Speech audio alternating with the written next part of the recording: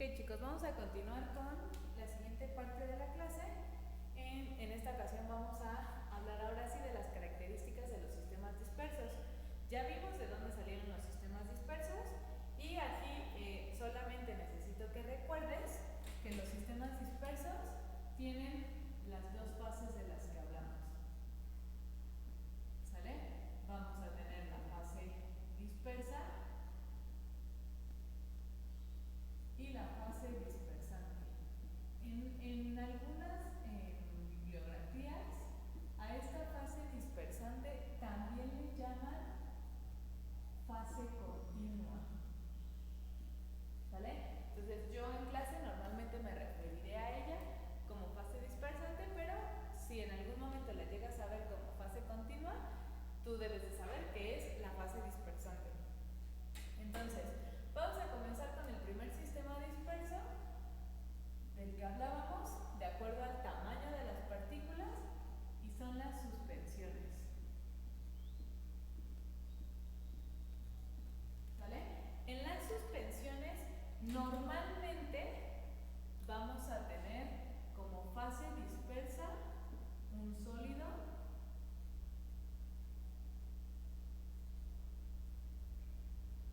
que va a estar disuelto o va a estar disperso en la fase dispersante, que va a ser un líquido. Normalmente, estas serían como las suspensiones más comunes. No quiere decir que sean las únicas, ¿sale? Pero son las más comunes. ¿Cuáles son las características más importantes? Para empezar, ¿recuerdas que los sistemas dispersos, la clasificación se da en base al tamaño de la partícula de la fase dispersa? Entonces, aquí vamos a tener un tamaño de partícula grande, que este tamaño de partícula más o menos va a ser o tiene que ser mayor de 1000 nanómetros. A muchos de ustedes e incluso a mí también me cuesta trabajo imaginar qué serían esos 1000 nanómetros. Y entonces voy a empezar la explicación con el mejor ejemplo de las suspensiones. Uno de los mejores ejemplos que yo considero de las suspensiones puede ser la leche con chocolate. Estoy segura que en muchas ocasiones para desayunar o para cenar has preparado leche con chocolate y en esa sencilla preparación podemos identificar muchas de las características de las suspensiones. En este ejemplo podemos ver la fase dispersa, que sería el chocolate, y la fase dispersante, que sería la leche. Agregamos mucha mayor cantidad de leche que de chocolate. Una de las características, y es por lo que batallas para disolver el chocolate, pues es que este sólido generalmente es un sólido insoluble. Es decir, que no se disuelve en el líquido en el que yo quiero que se disuelva, y entonces ahí comienzan las características de las suspensiones. También tenemos la segunda característica que sería el tamaño de la partícula. Si no lo has hecho o si no lo has visto, te invito a que lo hagas en tu casa. Ve y prepara una leche de chocolate y observa con detenimiento, prepáralo de preferencia en un vaso de cristal para que puedas observar las partículas de la leche, del chocolate. Podemos tener nuestro vaso con leche y cuando nosotros agregamos la cucharada de chocolate, lo que sucede es que después de agitar mucho, el chocolate va a estar aquí en la parte de arriba por densidad, pero después de agitar mucho y de disolver, según nosotros, si te acercas con mucho cuidado y observas mucho la leche, vas a alcanzar a ver los puntos pequeñititos de chocolate, pero los alcanzas a ver. Justamente ese puntito de chocolate más o menos tiene un tamaño de 1000 nanómetros. Ese sería el tamaño que nosotros esperamos para una suspensión, ¿sale? Como nosotros alcanzamos a ver a simple vista los componentes, pues resulta entonces que las suspensiones son mezclas heterogéneas.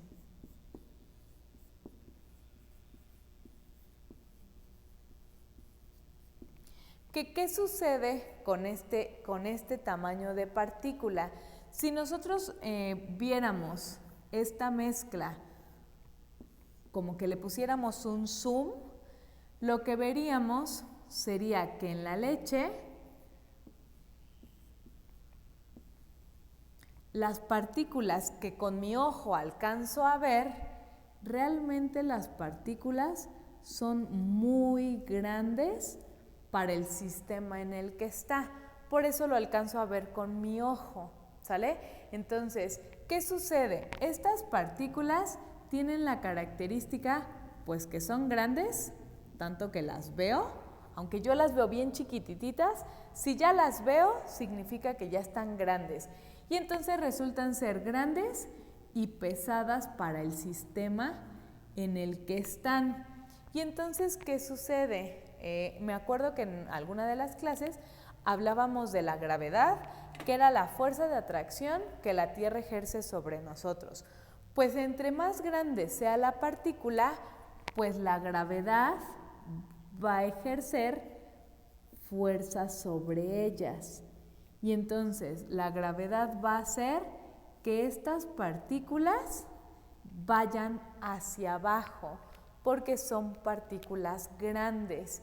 Y entonces la siguiente característica, que incluso lo has visto en la leche con chocolate, es que cuando tú dejas de agitar y dejas en reposo ese sistema disperso o esta mezcla que hiciste de leche con chocolate, pues va a pasar un tiempo corto y lo que va a suceder es que el chocolate va a estar en la parte de abajo, ¿sale? Entonces, ahí podemos ver que el sólido fue insoluble. El sólido nunca se deshizo, pero lo veo en el fondo, pues porque la gravedad hizo que estas partículas se nos fueran hacia abajo por lo pesadas que son.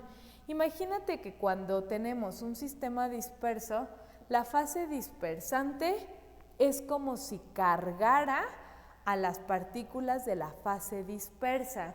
Cuando tenemos partículas tan grandes como en las suspensiones, llega un momento corto en el que ya no puede detener la fase dispersante a las partículas y entonces las suelta y por efecto de gravedad estas partículas rápidamente se van al fondo. Y esa es una de las principales características de las suspensiones. Tienden, o la fase dispersa se va al fondo. Pero aunque pareciera una característica poco deseable o algo malo en las suspensiones, esta característica nos ayuda muchísimo a identificar a las suspensiones. Comercialmente, todas las suspensiones las voy a identificar porque todas tienen la leyenda de agítese antes de abrir. Si tú observas esta leyenda en algún producto, significa que estamos hablando de una suspensión. ¿Por qué dice agítese antes de abrir? Pues porque estamos en el entendido y comercialmente se está en el entendido que alguna de las sustancias es tan grande y es tan pesada que se va a ir al fondo. Y para que tú la consumas, pues necesitas volver a agitar para volver a dispersar a toda la fase dispersa, ¿sale? Entonces, ¿qué otra característica observamos de los sistemas de las suspensiones? Es que como las partículas son grandes, si yo intento que la luz atraviese a este tipo de sistemas dispersos, en cuanto la luz se encuentre con una partícula, ya no va a permitir que la luz pase. Y entonces, en cuanto a color, son sustancias que generalmente son turbias y son de color opaco. Es decir, no permiten que pase la luz. Cuando yo veo colores brillantes o soluciones transparentes, es porque la luz puede pasar a través de ellas. En el caso de este tipo de sistemas dispersos, como las partículas son tan grandes que hacen que la luz choque y se regrese, por eso son sustancias opacas, ¿sale? ¿Qué ejemplos podríamos mencionar? Ejemplos sencillos. Vamos a tener a los jugos, pero solamente a los jugos que son de pulpa. Estos que se llaman néctares, pues la pulpa resulta ser la fase dispersa que siempre se nos va al fondo, y por eso los néctares no son brillosos. Piensa para que más o menos los diferencies, piensa en un jugo de mango y en un jugo clarificado de manzana, estos que son cafés, ¿sale? Si tú los observas, el jugo de mango es turbio, no puedo ver a través de él y no brilla este jugo porque es una suspensión. A diferencia del jugo de manzana que no tiene pulpa, este jugo café es transparente, es súper brilloso y nunca se asienta. El jugo de manzana no dice agítese antes de abrir porque no es una suspensión. Ese jugo va a entrar en otro sistema disperso y va a tener otras características, ¿sale? Entonces, los jugos de pulpa, todos dicen agítese antes de abrir, ¿sale? Nosotros comercialmente los conocemos como néctares. Las pinturas también son suspensiones.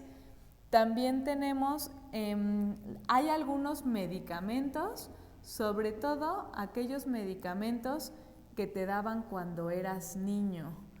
Estos medicamentos, muchos de ellos son antibióticos, pero son las versiones de cuando eras niño. Y vamos a recordarlo. Cuando de pronto te daban este tipo de medicinas, las suspensiones son medicamentos que vienen en un frasco y únicamente viene el polvito. Si no te acuerdas, pregúntale a tu mamá, ¿sale? Viene un frasco, viene solamente el polvito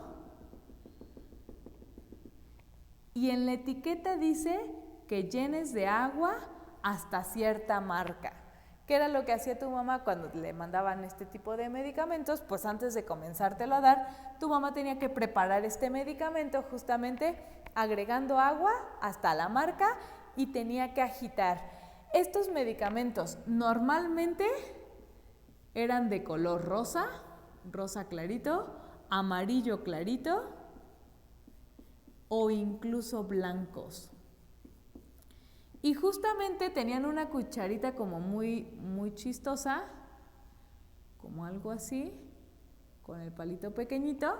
La cuchara era blanca y cuando te daban este medicamento, cada que te tocaba el medicamento, tu mamá tenía que agitar perfectamente el bote, porque aunque ya le había agregado el agua, se veía perfectamente la separación del líquido con el sólido. Incluso si el medicamento era rosita clarito, esto se ponía rosa fuerte, rosa súper intenso, y en la parte de abajo se veía casi blanco. Lo mismo si el medicamento era amarillo. Tu mamá lo agitaba muy bien, pero cuando te lo daba en la cuchara, o si te lo daba en una jeringa o lo que sea, se veía perfectamente que aunque estuviera bien mezclado este medicamento, alcanzabas a ver los puntitos blancos en el medicamento rosita o en el medicamento amarillito. Ese es un buen ejemplo de suspensión, donde yo veo todas las características. El tamaño de partícula tan grande que lo alcanzo a ver como puntitos pequeñitos, que si yo lo dejo reposar, se nos iba al fondo y se separaba de la fase dispersante, que es una mezcla heterogénea porque yo lo veo a simple vista, y el color, ese color rosa, ese color amarillo, eran colores como pastel porque eran bastante opacos, eran unas suspensiones muy turbias que no permiten el paso de la luz. Los yogurts que son bebibles también resultan ser ejemplos de suspensiones. Y comercialmente es importante determinar y saber qué tipo de sistema disperso tengo para saber cómo voy a vender mi producto. Y te voy a platicar un poco la historia del yogurt bebible. El yogurt bebible es una de los últimos desarrollos en la industria láctea. Si le preguntas a tu mamá, hace mucho tiempo no existían los yogurts bebibles. Esos se desarrollaron hace unos 12, 14 años tal vez, ¿sale? ¿Qué sucedió con los yogurts bebibles? Si tú observas y tú analizas un poco el tipo de envase que tiene el yogurt bebible, no importa la marca, los envases tienen dos características iguales. La botella del yogurt en la que te venden el yogurt bebible es blanca, no es transparente. Desde ahí están considerando que tenemos una suspensión. Y además de que la botella es blanca, todavía la recubren en su totalidad con una etiqueta. No es de los productos como el medicamento que tiene una etiquetita y todo lo demás lo puedes ver. En el caso del yogur bebible no vemos absolutamente nada. ¿Por qué no lo vemos? Imagínate que tenemos aquí nuestra botella de yogurt. ¿Sale? Tenemos un envase opaco y además la etiqueta que va desde acá arriba hasta acá abajo y todo lo cubren. ¿Por qué está cubierto? Pues porque cuando lanzaron el yogurt bebible no consideraron que visualmente, no consideraron que era una suspensión y que visualmente iba a ser desagradable para el consumidor. En el primer lanzamiento del yogurt bebible lo promocionaron y lo vendieron o lo intentaron vender en envases transparentes, en donde solamente había una etiquetita pequeña en el envase. ¿Qué sucedió?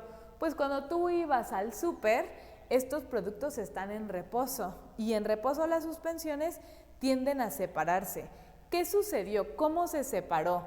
Pues imagínate que si el yogurt era de fresa y tenemos el yogurt hasta acá, pues se separó como en 3 capas. La primera, pues resulta ser la grasa de la leche. Esa grasa normal que todos consideramos que nos comemos. Después, para ser bebible, el yogur tiene mucha agua y entonces todo esto se veía perfectamente, el agua con un color súper intenso. Si el yogur era de fresa, imagínate un agua rosa así súper intensa y en la parte de abajo, casi totalmente blanco, todos los sólidos de la leche. Entonces, imagínate que tú fueras a comprar un yogur bebible y te encontraras con un envase y con el producto totalmente separado, de diferentes colores e incluso de diferentes texturas. Esto obviamente no le gustó a nadie y entonces el primer lanzamiento del yogur bebible fue un fracaso por el envase en el que lo vendieron al no considerar que era una suspensión. ¿Qué sucedió después? Lo que viene dentro del yogurt sigue siendo lo mismo. ¿Cuál es la diferencia? Pues que te lo venden en un empaque donde tú no lo verías, aunque le quites la etiqueta no lo ves. Y todavía le protegen con la etiqueta totalmente cubriendo el envase, justo para que no veas esta separación. No digo que el producto sea malo porque lo tomamos, pero además viene con la etiqueta de agítalo antes de abrir, porque si no, vas a encontrarte con esto. Esas son las características de las suspensiones y ahí está la importancia de conocer cada uno de los sistemas dispersos, saber cómo se va a comportar para saber yo qué necesito hacer en el caso, como en el caso del yogur bebible, que lo quiero vender, qué necesito hacer para que el consumidor no lo vea súper feo, ¿sale? Entonces, estas serían las características más importantes de las suspensiones. El siguiente sistema disperso son las emulsiones, que como tal podría considerarse parte de los coloides. Yo lo voy a separar porque realmente las emulsiones tienen características muy particulares y diferentes a los coloides, ¿sale? Entonces, el segundo sistema disperso, ya vimos las suspensiones.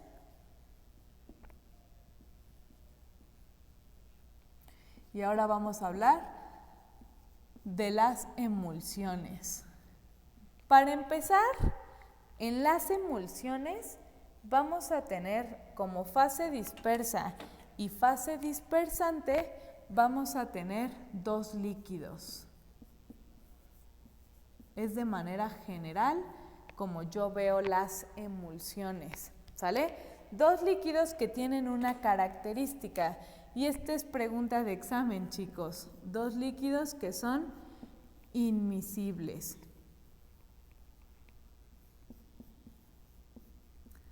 ¿A qué nos referimos con que son líquidos inmiscibles? A que no se disuelven uno en el otro.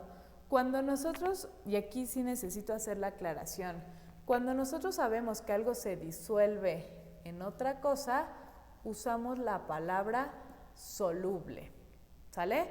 Y cuando no se disuelve, hablamos de insoluble.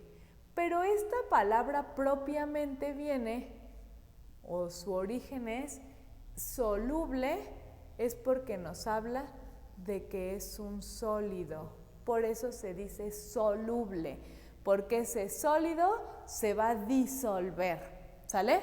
Entonces, cuando nosotros, esta palabra soluble no la podemos usar para un líquido, porque su origen es de un sólido. Cuando nosotros queremos decir que un líquido se disuelve, entonces decimos que es miscible. ¿Sale? Es lo mismo, pero soluble se usa para los sólidos, como por ejemplo, si compras un café soluble, es porque estamos o sabemos que es un sólido que se va a disolver. Cuando nosotros hablamos de un líquido que se va a disolver, le ponemos que es miscible, y cuando no se va a disolver, es inmiscible. ¿Sale? Son las dos palabras que podemos usar para decir que la fase dispersa se disuelve o no se disuelve, ¿sale? Entonces, retomando el tema de las emulsiones, vamos a tener dos líquidos que van a ser líquidos inmiscibles, es decir, líquidos que no se van a disolver entre sí.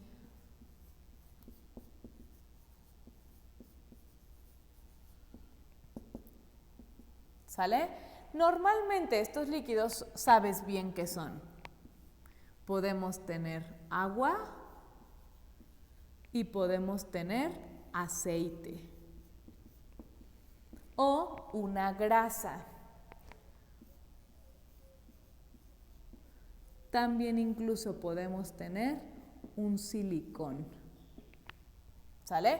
Esas serían las dos fases de la emulsión. Dependiendo de la cantidad, uno va a ser fase dispersa y otro fase dispersante. Por ejemplo, no siempre el agua va a estar en mayor cantidad.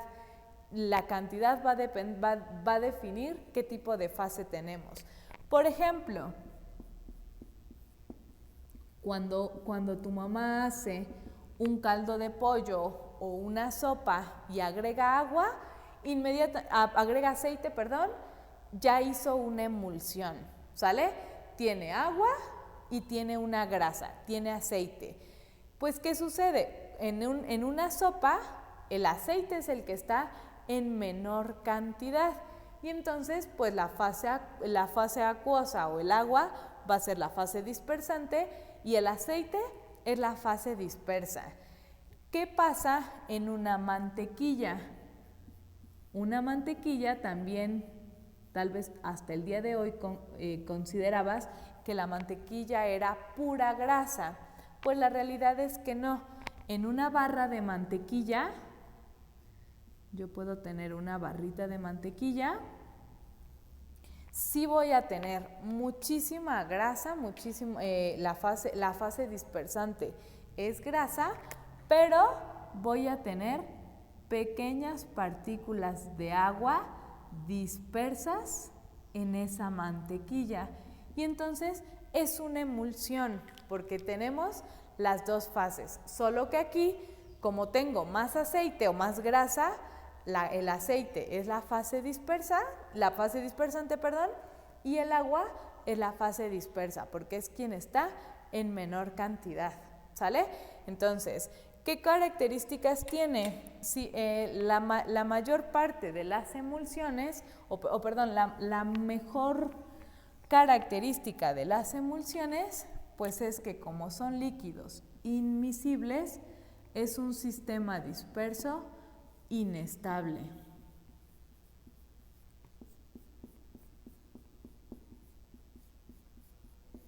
¿Por qué inestable? Pues porque aunque yo haga ciertas cosas que ahorita te voy a explicar para estabilizar a la emulsión, al ser líquidos inmiscibles pueden pasar minutos, horas, años, milenios, pero esta emulsión o esta mezcla se va a tender a separar por el origen de los líquidos que yo estoy mezclando, ¿sale? Entonces, ya vimos un ejemplo. La mantequilla es un ejemplo de emulsión.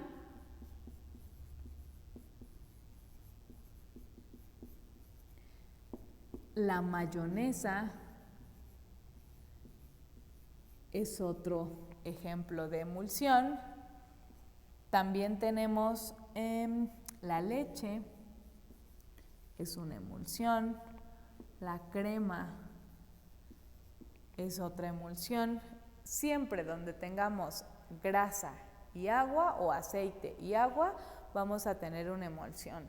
En estos 4 ejemplos que mencioné, que te acabo de mencionar, es poco deseable que la emulsión se separe.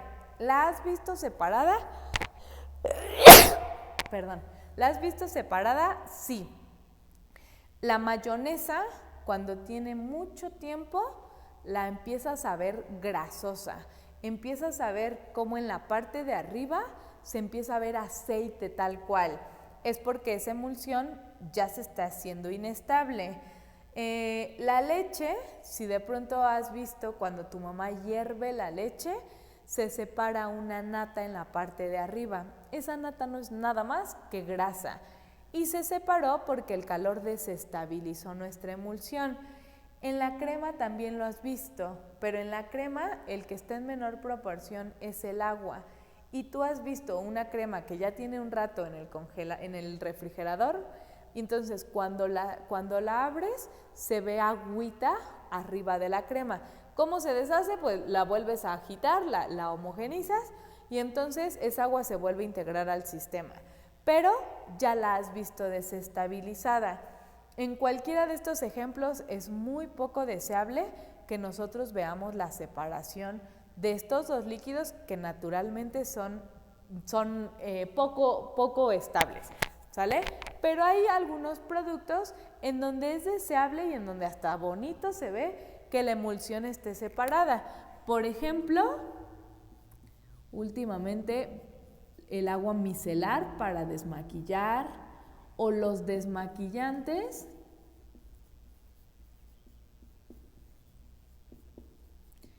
Es comercialmente bonito verlos separados. te venden la botella hasta una de las fases, normalmente a la fase acuosa, le ponen algún colorante, lo hacen moradito, lo hacen rosita, lo hacen azulito, y es bonito ver cómo está la separación de las fases. ¿Qué necesitamos a la hora de usarlo? Pues lo agitas, lo mezclas, lo usas, lo dejas, pasa un minuto y ya está completamente separado. Las lámparas de lava sucede lo mismo. Yo quiero ver la separación porque es el atractivo de este tipo de productos. Habrá otros productos en donde no quiero ver la separación. ¿Y qué sucede o qué se hace para no ver la separación? Pues como las emulsiones naturalmente son inestables, para volverlas estables o aparentar que la fase la acuosa se juntó con la fase oleosa, se usan agentes emulsificantes.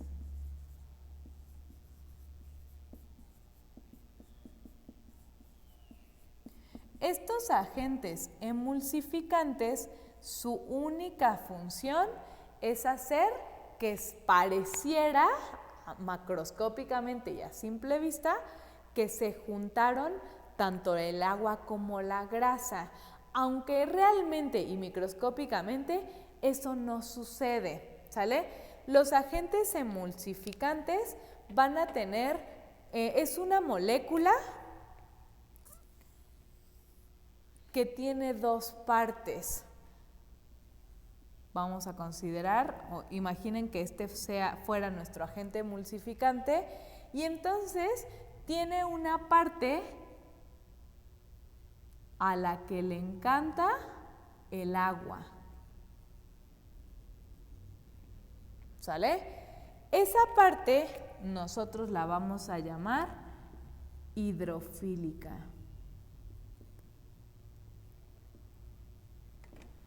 ¿Sale? La otra parte de la molécula odia el agua y prefiere la grasa. Y entonces esta parte se llama hidrófoba.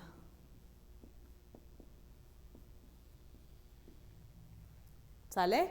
Esa sería una molécula, una sola, de algún agente emulsificante. Son agentes que superficialmente tienen estas dos partes, ¿sale? La parte de afuera de la molécula tiene dos partes. Y entonces, ¿qué sucede, chicos? Cuando yo lo agrego, imagínate que agrego, aquí tengo una mezcla donde tengo aceite y tengo agua. ¿Sale? La mezcla naturalmente va a estar separada. ¿Qué pasa si yo la agito? Cuando yo la agite, lo que voy a hacer es que las partículas de agua, o bueno, el agua se convierta en gotas más pequeñitas. Y el aceite le va a pasar lo mismo.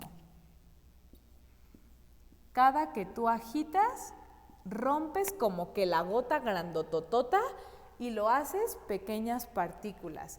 Pues cuando yo agregue un agente emulsificante a esta mezcla con gotas pequeñitas, las gotas de aceite se van a pegar a la parte del emulsificante que no le guste el agua y las gotas de agua se van a pegar a la parte del emulsificante que ama el agua.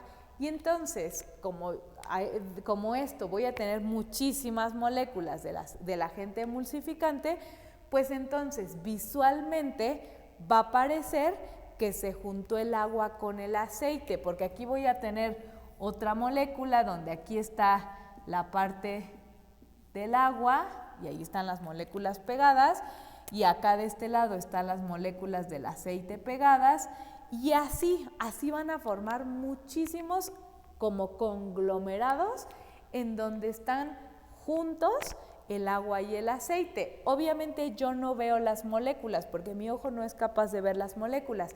Mi ojo lo único que va a ver es que ya no se separan el agua y el aceite. Y esa es la función de los agentes emulsificantes. Ejemplos muy comerciales de agentes emulsificantes, si te pones a leer las etiquetas de los productos que consumes, la lecitina de soya es un agente emulsificante. Este se usa, por ejemplo, en los chocolates. Que el chocolate es otro ejemplo de emulsión. Cuando la emulsión es estable y la lecitina de soya está haciendo su función, el chocolate parece terso, parece suave, cuando te lo comes se derrite en tu boca. Cuando ya dejó de hacer su función y ya la emulsión se desestabilizó, el chocolate adquiere otras características poco deseables, y ahorita te voy a platicar de unas. Otro ejemplo sería el huevo. También es un agente emulsificante. Esos se usan sobre todo en alimentos, pero por ejemplo también tenemos algunos jabones que son emulsificantes, y también las ceras se usan sobre todo en la industria cosmética para estabilizar las emulsiones. Estos agentes emulsificantes se ven muy afectados y su función se ve muy afectada cuando nosotros cambiamos la temperatura de los productos. ¿Sale? Incluso para la elección del mejor agente emulsificante, lo que se hace es evaluar a qué temperatura se va a someter de forma natural o de forma regular ese producto para hacerle la mejor elección.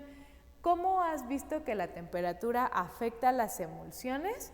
Pues ya te dije, la mayonesa, cuando la tienes fuera del refrigerador, que no hay ningún problema en que la tengas afuera, si no cuidas que no exceda ciertos niveles de temperatura, se va a empezar a ver la grasa, y eso quiere decir, cuando se ve la grasa, que algunas de las moléculas ya se rompieron, las moléculas del emulsificante se rompen, y es ahí cuando empieza a hacerse la separación. ¿Dónde más? Si tú tienes un chocolate, y estoy casi segura que ha sucedido porque es muy común que suceda en los chocolates. Te regalaron un chocolate y imagínate que te lo regalaron aquí en la escuela, lo trajiste todo el día en fiesta, diría mi mamá. Lo trajiste todo el día para arriba, para abajo, el chocolate, lo agarraste con la mano, lo metiste a la mochila, se calentó de camino a tu casa, y entonces cuando ya te lo querías comer, el chocolate ya estaba todo aguado. Eso quiere decir que ya se calentó, ya hay un efecto de la temperatura. ¿Qué pasa? Que nuestro razonamiento me dice que si el chocolate está caliente, está aguado. Si lo enfrío, se va a volver a hacer sólido y me lo puedo comer. ¿Qué haces normalmente? Lo metes al refrigerador, y si no es que hasta se te ocurre meterlo al congelador. ¿Qué sucede cuando lo congelas? Ya cuando lo sacas de la envoltura, ahora sí para comértelo, el chocolate ya no tiene un color bonito. Ese color café oscuro que tenía, ahora es un color café claro, que incluso pareciera que en la parte de afuera tiene una capa como blanquita.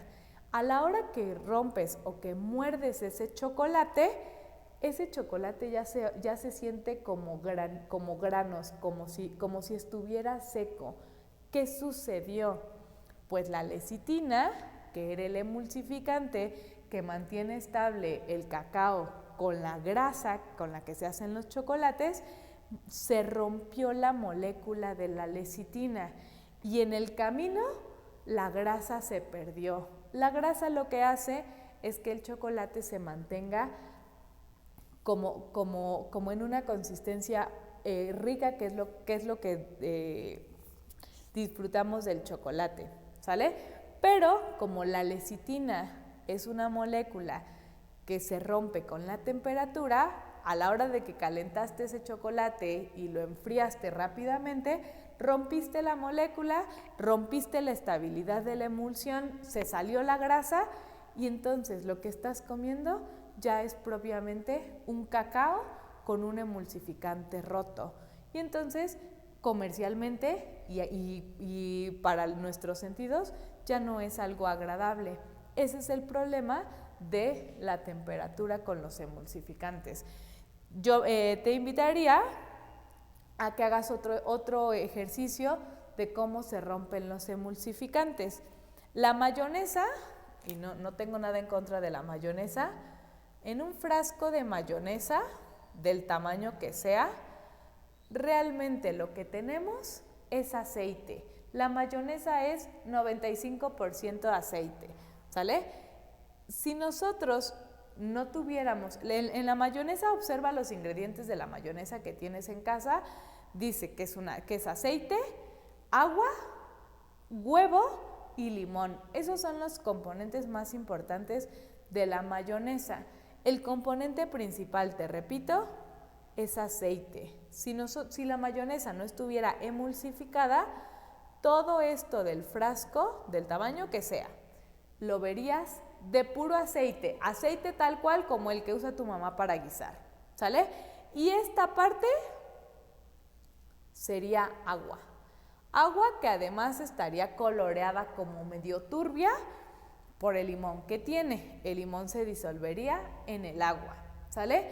Como a nadie le gusta, imagínate que tu mamá te dijera, échale mayonesa a tu pan, y que tú agarraras el frasco de la mayonesa así, lleno de aceite. A nadie le gustaría comer mayonesa, porque no me imagino untarle una cucharada de aceite a mi pan, aunque realmente es lo que estamos haciendo, ¿sale? ¿Qué se le agrega para emulsificar? Pues por eso la mayonesa tiene huevo. Esa es la única razón. El huevo funciona como el agente emulsificante que a la hora que se bate, se bate justamente para promover que las partículas se peguen en el agente emulsificante, pues esto ya no lo observo, ya no veo el agua, y entonces ahora sí lo veo como una masa o una como masita, algo que es la mayonesa. Esa es la razón por la que le agregan huevo. ¿Cómo podrías desestabilizar y comprobar cuánto aceite tiene tu mayonesa?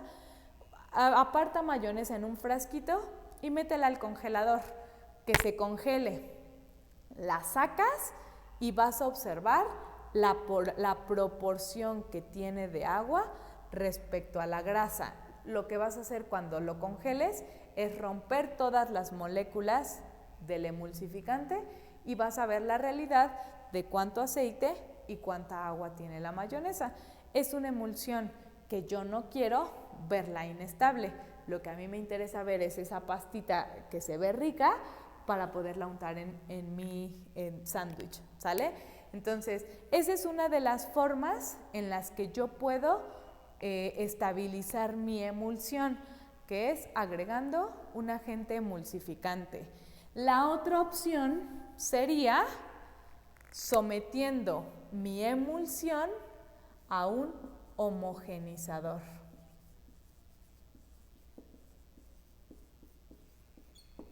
¿Qué es un homogenizador?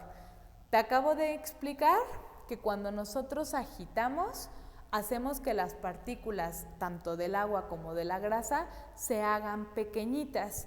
Esas partículas se van a desestabilizar cuando se vuelvan a juntar, y lo has visto.